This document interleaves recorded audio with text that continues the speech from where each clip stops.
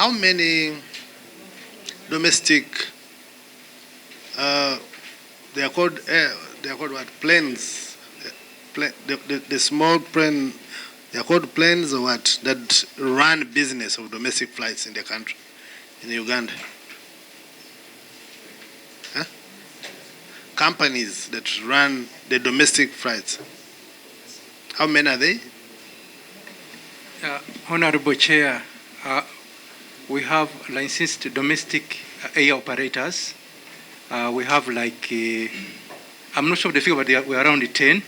But those who are active, they are around 5. How often do you inspect them? How often are you supposed to inspect them? And even in terms of your manuals and the other standards? We are guided by the international standards and regulations, and we have inspection schedules where we carry out annual inspections, then we do audits and also do follow-ups. And do you follow that schedule? Yes, Chair. What happened to the accident in Mbarara where we almost lost members here? What had happened to that specific? Have you done an assessment, and do you have a report to that effect? Honorable Chair, accident investigation is done by the ministry. We have the accident investigation unit at the ministry, and when they investigate, we also parties whom they also investigate, and they find the causes, come up with the recommendations, and they communicate to us to implement. As of now, the report is not yet out, but at least we have the preliminary report, which was shared. Yeah. So before that incident, did you have the certificate of good standing for that specific? Is it a plane? How do you call it? Helicopter or aircraft, whatever. Yes, the aircraft had a good certificate of airworthiness. So it was fit? Yeah. Yes, it was fit to fly. Yeah, Chair, the matter is under investigation. If I talk much, I might interfere with the investigation which is ongoing. Yeah. We don't need to, we need to talk about it.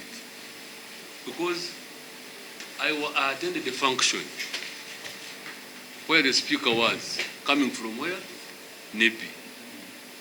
I followed them, they stopped us from moving ahead, but I think it was a chopper. Yes. It went up, went down. It went up, came down. And I told my colleague, member of parliament, I said, these people will not reach where they are going. Eh?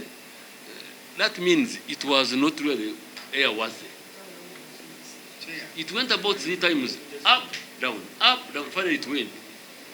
Just here, because I was moving on the road, before I could reach my 4, just going at even the road, I heard of the bad case. And whatever happens, all over the world, they pinpoint to you people. Civil aviation, you have done a good job. A commendable job, there's no question about it. But when such a things, that means something throw a lot of mud on your shirt, and you can't easily remove it at times. Yet when people throw mud on our shirts or brows, we try as much as possible to remove them. But that one is sticking. A speaker dying. Chair. Okay, let's have honorable opinion on that matter. Chair. We shall pend it. It will come at the tail end of our discussion. You may forget, but beyond the speaker dying, from his responses to your questions, he wasn't answering your questions, by the way. I don't know whether you noted. So it means that there is a big problem there about inspection and schedules. He didn't answer anything. He said there is a schedule. How many times there is a schedule which is international, which we follow? He couldn't tell you that 5 times the international schedule says 10 times. He didn't answer. It was the second question I marked. So there is a problem there. See why I didn't mind. So we need to why I didn't mind his deeper. response, because I wanted to send him for the reports, because they must be somewhere. If he says they have been doing it, they are somewhere. So you don't even give him a long time. He goes and they get us the reports. So in effect, the chair is asking for the interim report, maybe the translator. That one later, but the fitness he was talking about, that they had been doing assessment of these choppers and they're okay.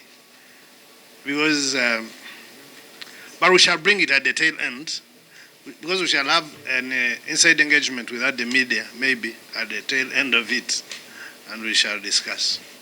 Maybe, Chair, just to clarify on it,